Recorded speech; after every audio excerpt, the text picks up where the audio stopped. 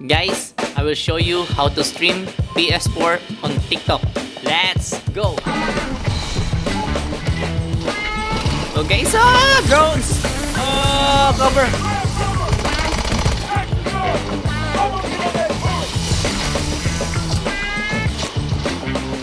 Oh my god.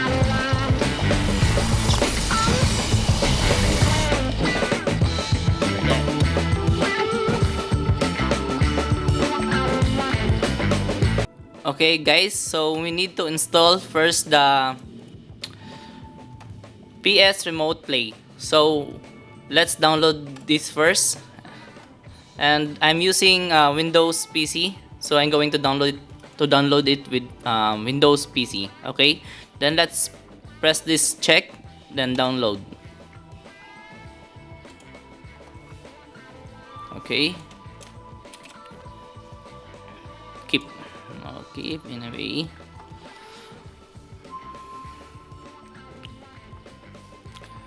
Let's wait for that. Okay, then let's run the remote play. Okay, yes, then okay, let's wait for the installation. Okay, so ngayon napa-jacket tayo kasi ang lamig na dito ngayon.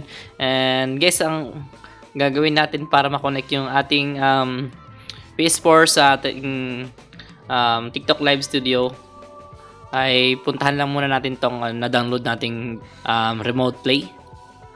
So guys, and wait lang tayo na mag-open yan. Okay, then piliin nyo yung PS4 kung PS4 yung gamit nyo, or PS5 kung PS5 yung gamit nyo. Okay, then click lang natin PS4. Then link manually lang natin guys.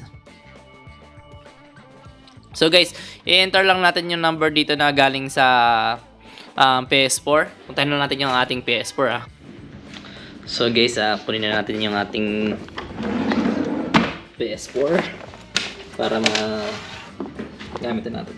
Okay. Alright, let's do this. Okay. So guys, nandito na tayo sa PS4 natin and punta tayo ng settings. Okay, then hanapin natin yung remote play connection settings. Then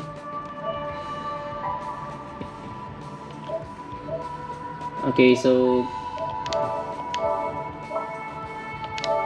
device lang natin guys. Ayan guys, oh. So ilalagay lang natin tong code na to doon sa ating PS4. Okay?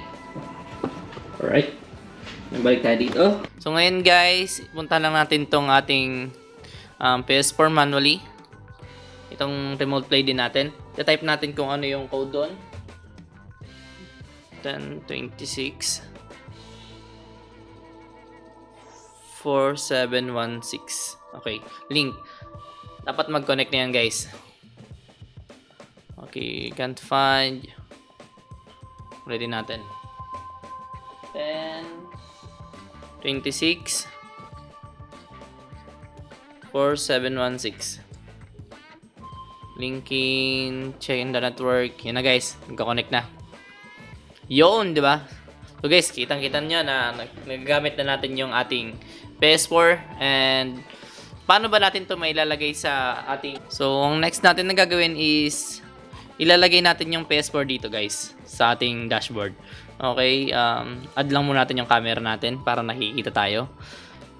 And next natin is tatanggalin lang natin itong foreground, ay itong background natin guys. Okay, then ang next is puntahan lang natin to guys settings, itong camera settings, and baba natin and tanggalin natin ang background, foreground. Okay, yan guys, wala na. So palitin lang natin to ating camera. Yan, para kita tayo dyan. And guys, ang next natin na gagawin is i-add natin tong remote play. Okay, add source lang natin guys. Then game capture. Then piliin natin yung remote play. Remote play, yan.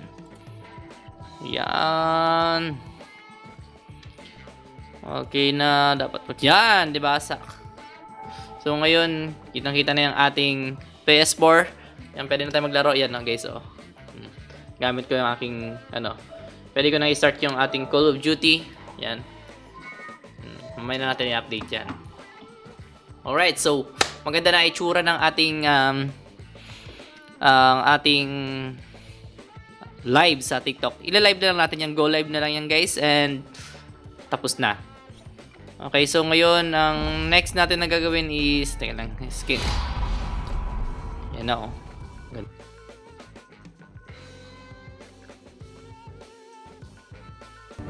So ngayon, guys, ila-live na natin itong ating PS4 na nilalaro ngayon na itong Call of Duty.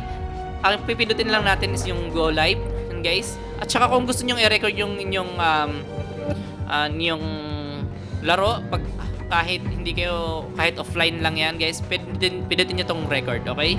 Then ang una lang natin gagawin is punta lang tayo ng topic and gaming. Hanapin natin yung nilalaro natin, Call of Duty. Yan, guys. Warfare to eh. Okay, then kung ano yung title nyo na gusto nyo ilagay, laro tayo, ganyan. PS4, yan. So go live nyo lang, guys, and tapos na yan, goods na kayo. So naka-live na tayo, guys. So nakikita nyo, naka-live na yung ating yan, ang ating itong PS4. So kitang-kita na yan. And kung papalitan nyo yung audio nyo, yung mic nyo ito, pwede nyong palitan dito sa settings na yan. Yun lang, guys. So guys, ito ang sample ng ating video sa ating okay, so drones! Cover!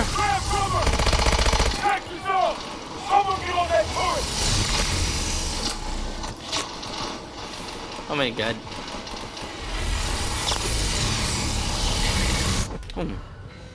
We're dead.